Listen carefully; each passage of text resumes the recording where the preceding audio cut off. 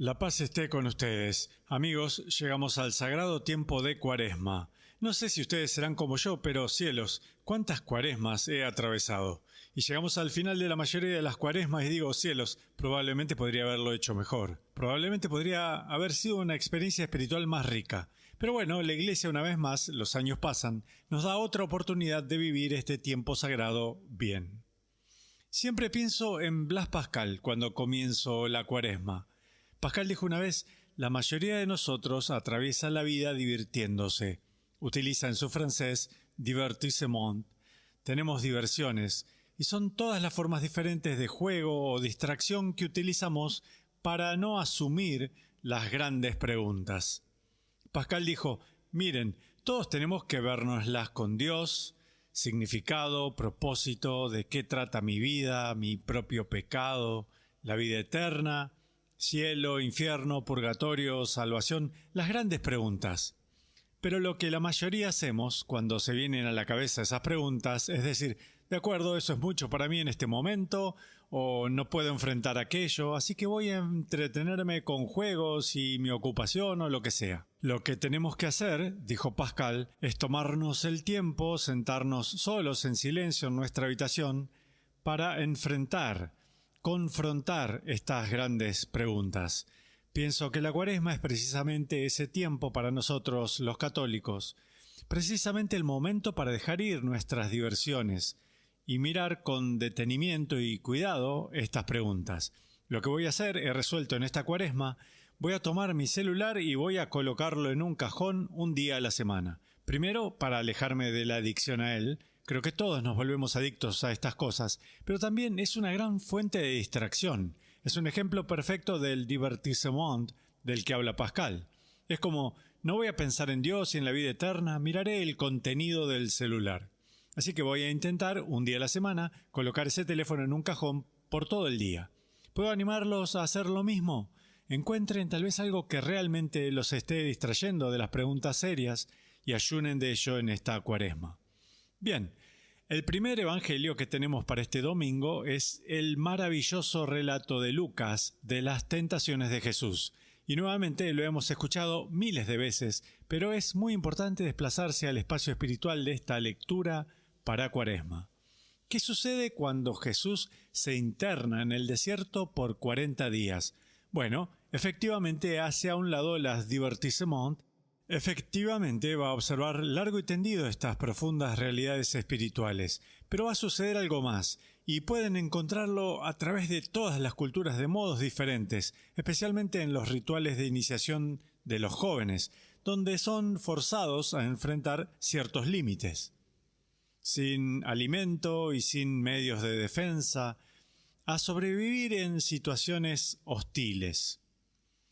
Lo que te provoca es llevarte a un cierto extremo, te lleva a una experiencia límite y te enfrentas a tu debilidad, a tus tentaciones, tus miedos, y eso es esencial si vas a dar el salto a la madurez. Bueno, aquí está sucediendo algo como eso. Es el Señor que va a enfrentar 3 grandes tentaciones. ¿Tentaciones para qué? Para no convertirte en la persona que Dios quiere que seas. Esa es siempre la pregunta, ese es siempre el gran tema. ¿Me estoy convirtiendo en la persona que Dios quiere que sea o soy tentado en otra dirección? Jesús, por supuesto, sin caer en las tentaciones, no es un pecador, siente las tentaciones que sentimos nosotros, que nos alejan del camino en el que tenemos que estar. Así que es realmente muy bueno comenzar a revisarlas. Esta es la primera. No comió nada en aquellos días y cuando se completaron sintió hambre. Entonces el diablo le dijo, si eres el Hijo de Dios, dile a esta piedra que se convierta en pan. ¿Cuál es la primera tentación que nos aleja del camino que Dios quiere para nosotros? La primera tentación la llamaría el confort. Dile a esta piedra que se convierta en pan. Y está famélico, por supuesto quiere comer, y una hogaza de pan hermosa, ¿qué podría resultar más atrayente? Comida y bebida, confort. placer sensual, todo eso. Buenas en sí mismas, sí, como lo he dicho muchísimas veces, los católicos no son puritanos. Amamos las cosas de este mundo, amamos la comida, la bebida, el sexo, y no hay nada malo con esas cosas. Pero cuando se convierten en el sumum bonum, el bien mayor, se convierten en la estrella guía de tu vida. Entonces tal vez sientes la tentación que te aleja del camino que Dios quiere que sigas. ¿Acaso no fue Joseph Ratzinger quien dijo, sí, no fuimos hechos para el confort, fuimos hechos para la excelencia? Cierto, fuimos hechos para ser, escuchen esto, conductores de la gracia divina hacia el mundo. Esa es nuestra tarea. Ahora bien, puede tomar 1.000.000 de formas diferentes, será tan única como cada individuo, pero la forma básica es siempre la misma, ser conductor de la gracia divina al mundo. Si dijera que mi vida gira en torno al confort, entonces no encontraré ese camino, no seré un conductor de la vida divina. Pienso aquí en el gran Tolkien, y Bilbo y Frodo, y antes que Bilbo parta a su gran aventura en el Hobbit, tiene que salir de ese agujero realmente cómodo, acogedor en el que vive. Vean de nuevo las películas si quieren verlo vívidamente o escudriñar el Hobbit.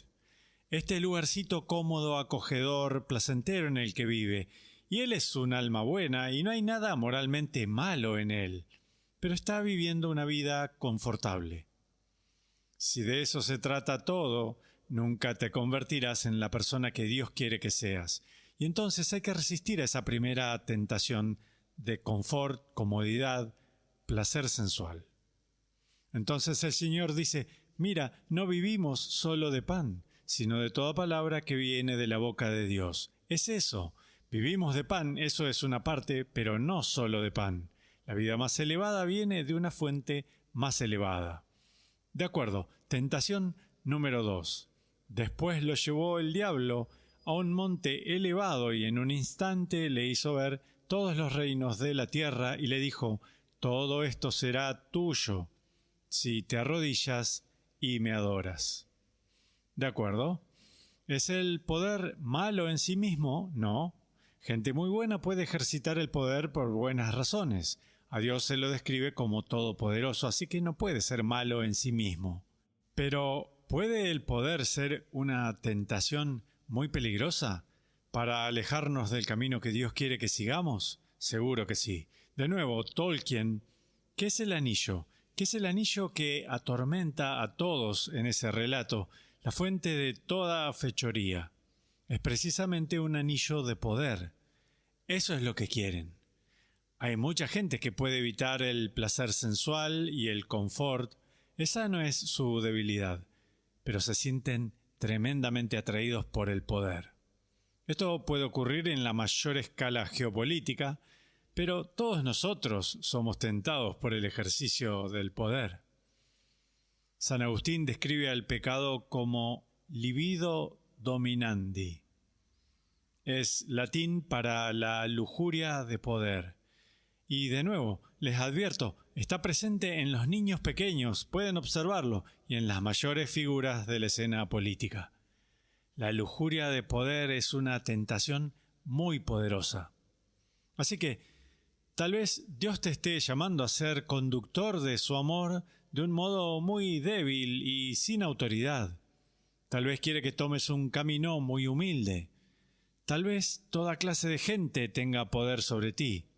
Miren al Señor mismo. En el clímax de su vida no tiene ningún poder. Es entregado a los que lo arrestaron.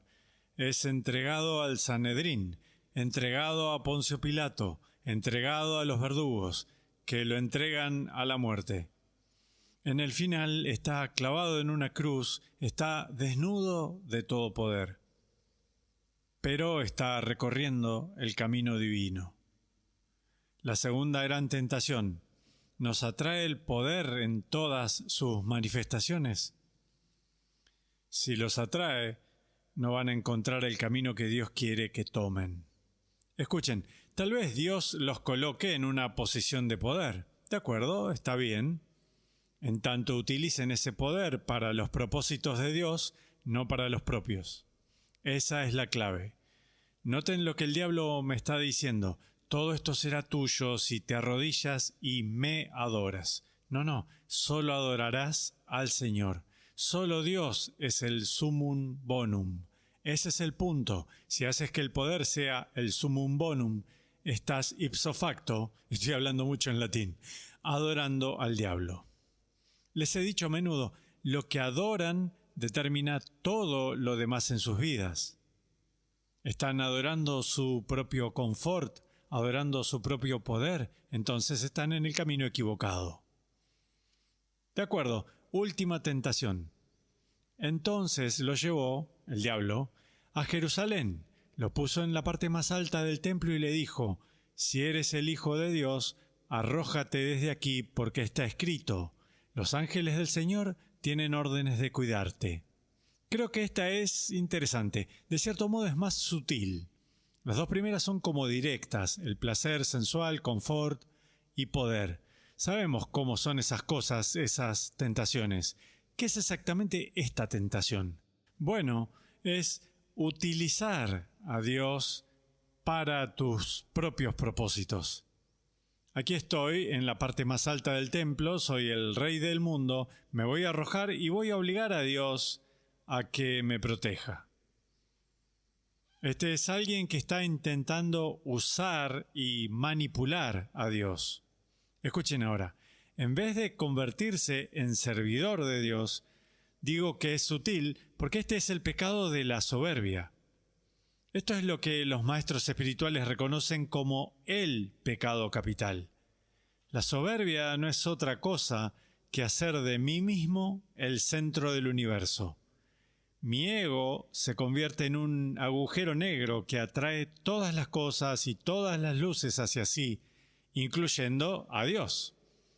Ahora ustedes dirán, yo nunca haría eso. No, cada vez que dices, Señor, ¿por qué no estás haciendo cosas que me ayudan aquí?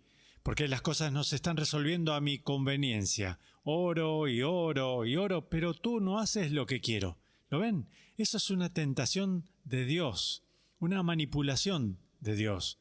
No se trata de lograr que Dios haga lo que quiero.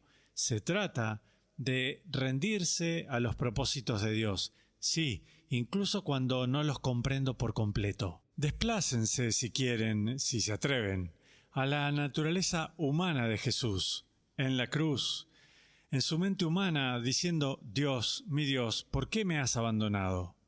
Bueno, ese es el sentimiento del que estamos hablando.